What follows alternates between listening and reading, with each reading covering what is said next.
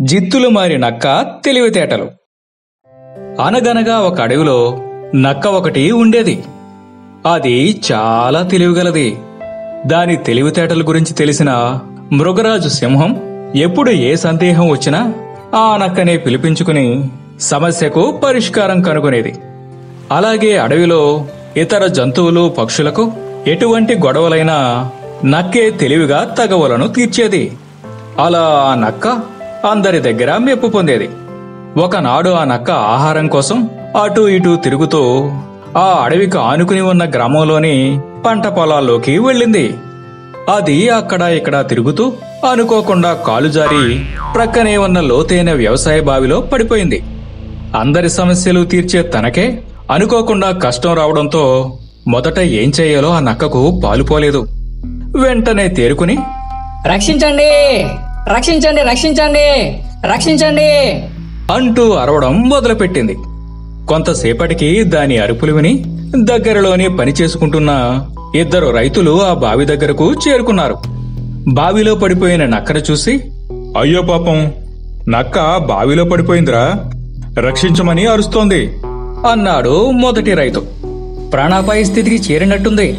మనం ఎలాగైనా సరే దానిని కాపాడదాం అన్నాడు రెండో రైతు. ఇద్దరూ నక్కను కాపాడడానికి రకరకాల ప్రయత్నాలు చేశారు. ఆ ఊరి అధికారులకు సమాచారం ఇవ్వాలని ఒకరు, పాత మంచం లోపటికి విడిచి బయటికి తీద్దామని మరొకరు ఇలా చర్చించుకోసాగారు. ఆ మాటలన్నీ బావిలోంచి నక్క విన్నది. మీరు ఒక నిర్ణయానికి వచ్చేలోపు నా ప్రాణాలు పోయేలానే ఉన్నాయి. చాలా మందికి సలహాలు ఇచ్చిన దానిని ఇప్పుడు నన్ను నేను కాపాడుకోవడం ఎలా అని చుట్టూ చూసింది. బావిలో నీళ్లలో ఉన్న కరెంటు మోటారుకు సంబంధించిన వైరును చూడగానే దానికి మెరుపులాంటి ఆలోచన వచ్చింది. వెంటనే నక్క తన నోటితో ఆ వైరును కొరికేసింది. దానిని నోటితో గట్టిగా పట్టుకుని రైతులను పైకి లాగమని గట్టిగా అరిచింది. రైతులు నెమ్మదిగా ఆ వైరును పైకి లాగుతుంటే వారి సహాయానికి నక్క సహకరించింది. చివరికి బావిలోంచి ప్రాణాలతో బయటపడింది. ఆ ఇద్దరు రైతులకు కృతజ్ఞతలు చెప్పుకుని బతుకు జీవుడా అనుకుంటూ తిరిగి అడవిలోకి పరిగెత్తింది. అపాయంలో ఉపాయం ప్రదర్శించిన నక్క తెలివిని చూసిన రైతులు మెచ్చుకుంటూ అక్కడి నుండి ఇంటికి చేరుకున్నారు. నాట్యం చేసిన కోతి. అనగనగా ఒక అడవిలో కోతి ఒకటి ఉంది. అది మహా అల్లరిది. మిగిలిన కోతుల కంటే తాను చాలా గొప్పదానని అనుకునేది. వాటితో ఎప్పుడూ పొగడించుకుంటూ ఉండేది. తాను వాటన్నింటిలోకి గొప్పది కాబట్టి అప్పుడప్పుడు గుంపుకు దూరంగా వెళుతూ అడవిలో ఒంటరిగా తిరిగేది. అదే అడవిలో చాలా తెలివిగల నక్క ఒకటి ఉన్నది. అది ఆహారం కోసం అన్ని చోట్ల తిరిగేది. ఆ నక్కకు దొరికితే అంతే సంగతులని అది వస్తుంటే మిగిలిన చిన్న చిన్న జంతువులన్నీ తప్పించుకుని తిరిగేవి. దాంతో అది సరైన ఆహారం తిని చాలా రోజులైంది. ఒకసారి ఆహారం కోసం తిరుగుతున్న నక్కకు బాగా పండ్లతో విరబూసిన మామిడి చెట్టు ఒకటి కనిపించింది. ఆ మామిడి పండ్లను చూడగానే దానికి తినాలని కోరిక పుట్టింది. ఈ చెట్టు మామిడి పండ్లు చాలా రుచిగా ఉంటాయని అందరూ చెప్పుకోగా విన్నాను. ఇవాళ ఎలాగైనా సరే వీటిని తిని నా ఆకలి తీర్చుకోవాల్సిందే అనుకుంది. కాని అవి అందనంత ఎత్తులో ఉన్నాయి. అయినా ఎగిరెగిరి వాటిని అందుకోవడానికి ప్రయత్నించసాగింది. ఎంత ఎగిరినా అవి అందడమే లేదు. కాని రుచికరమైన పండు ఒక్కటైనా తినాలన్న కోరిక దానికి గట్టిగా పెరిగింది. మళ్లీ మళ్లీ ప్రయత్నిస్తూనే ఉంది. ఈ నక్క పడుతున్న కష్టాన్ని చూసి చెట్టు మీద కూర్చున్న అల్లరి కోతి పడి పడి నవ్వసాగింది. ఆ కోతిని చూడగానే నక్కకి ఒక ఆలోచన వచ్చింది. నాకు మామిడి పండ్లు దక్కాలంటే ఈ కోతిని పొగడడం ఒకటే మార్గం అనుకుని దానిని పొగడ్తలతో ముంచెత్తడం ప్రారంభించింది. ఓ అందమైన కోతి మిత్రమా, నిన్ను చూడని ఈ కళ్ళెందుకు, నిన్ను పొగడని నోరెందుకు అంటూ ప్రారంభించింది. అసలే పొగడ్తలకు పడిపోయే కోతి నక్క మాటలు వింటూ పొంగిపోయింది. నీ నడకలు చూసి నెమలి నడవడం నేర్చుకోవాలి. నువ్వు నడవడం కన్నా ఆ చెట్టుపైన నాట్యం చేస్తుంటే ఆ అందమే వేరు. నాకు నువ్వు చెట్టుపై నాట్యం చేస్తుంటే చూడాలని ఉంది అని నక్క అనగానే ఆ కోతి మురిసిపోయింది. ఆనందంతో చెట్టు కొమ్మల మీద అటూ ఇటూ గెంతడం మొదలుపెట్టింది. దాంతో బోలెడు మామిడి పండ్లు క్రిందకు పడ్డాయి. నక్క ఆనందానికి హద్దులు లేవు. ఆ పండ్లన్నీ ఒక బుట్టలో వేసుకుంది. ఓయ్ వంకర కోతి, నీ పిచ్చి చేష్టలు చూడలేక చస్తున్నాం. చిచి, కాస్త ఆపుతావా? అంటూ మరో 4 తిట్లు తిట్టి అక్కడి నుండి మామిడి పండ్ల బుట్టతో వేగంగా పరుగు తీసింది నక్క. ఊహించని ఈ చర్యతో అల్లరి కోతి కంగు తిన్నది. ఈ కథలో నీతి ఏమిటంటే పొగడ్తలకు పొంగిపోకూడదు. పక్షి కోపం. ఒకసారి ఓ అడవిలో సాధువు ఒకరు దేవుని గురించి తపస్సు చేయడం మొదలుపెట్టాడు. చెట్టు క్రింద కూర్చుని కళ్ళు మూసుకుని ఆయన చాలా కాలమే తపస్సు చేశాడు. ఆ చెట్టు దగ్గరకు వచ్చిన పక్షులైనా జంతువులైనా ఆయన తపస్సుకు భంగం కలిగించకూడదని ఎటువంటి చప్పుడు చేయకుండా అక్కడి నుండి వెళ్లిపోయేవి. కాని కొన్ని రోజుల తరువాత ఆ సాధువులో సహనం నశించి తపస్సును మధ్యలోనే మానేశాడు. అంతేకాక దేవుడు ఉన్నాడా ఏంటి? ఉంటే నేను చేసిన తపస్సుకు ఏనాడో ప్రత్యక్షం అయ్యేవాడు అనుకున్నాడు. అడవిలో నుండి తిరుగు పయనమయ్యాడు. అటుగా వెళుతున్న ఆ సాధువుకు ఒక చిన్న పక్షి చెరువులో ఉన్న నీటిని తన తోకతో తోడడం కనిపించింది. అది చూసిన సాధువుకు వింతగా అనిపించింది. అందుకు ఆ పక్షిని, చెరువులో ఉన్న నీటిని ఎందుకు తోడుతున్నావు? కారణమేంటి అని ప్రశ్నించాడు. దానికి సమాధానంగా పక్షి, ఈ చెరువు ఒడ్డున ఉన్న చెట్టు పైన నా గూడు ఉంది. ఆ గూటిలో నుంచి జారిపడ్డ నా గుడ్లను ఇది మింగేసింది.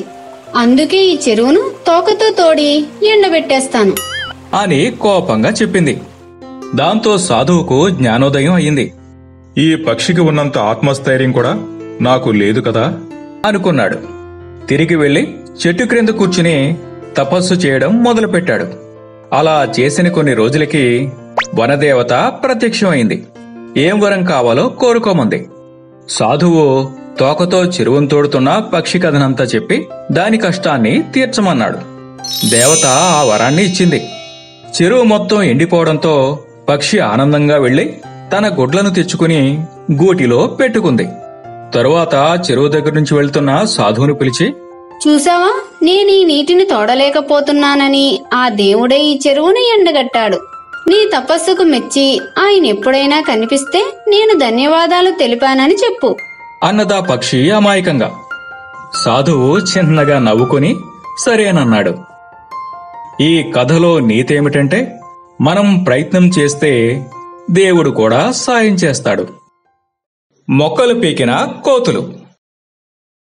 అనగనగా ఒక ఊరిలో రామయ్య అనే రైతు ఉండేవాడు. అతనికి కొంత పంట భూమి ఉంది. రోజు ఉదయాన్నే సరిపడినంత ఆహారాన్ని మూటగా కట్టుకుని పొలానికి బయలుదేరి వెళ్లేవాడు. రోజంతా వ్యవసాయ పనులు చూసుకునేవాడు. మధ్యాహ్నం భోజనం వేళ తను తెచ్చుకున్న ఆహారపు మూటను తెరిచి తృప్తిగా తినేవాడు. అలా రోజులు గడిచిపోతూ ఉండగా ఒకనాడు అతను ఆహారం తింటూ ఉంటే అక్కడికి కోతి ఒకటి వచ్చింది. అది చాలా ఆకలిగా ఉందని గ్రహించాడు రామయ్య. ఆ కోతిని చూడగానే జాలి కలగడంతో వెంటనే తను తెచ్చుకున్న అరటి పండ్లను దానికి ఇచ్చేశాడు. అసలే ఆకలి మీద ఉందేమో, అది వాటిని చాలా వేగంగా తినేసింది. అతనికి కృతజ్ఞతలు తెలుపుకుంది. ఆనాటి నుండి రోజు దానికోసమే ఎక్కువ అరటి పండ్లు తెచ్చేవాడు రామయ్య.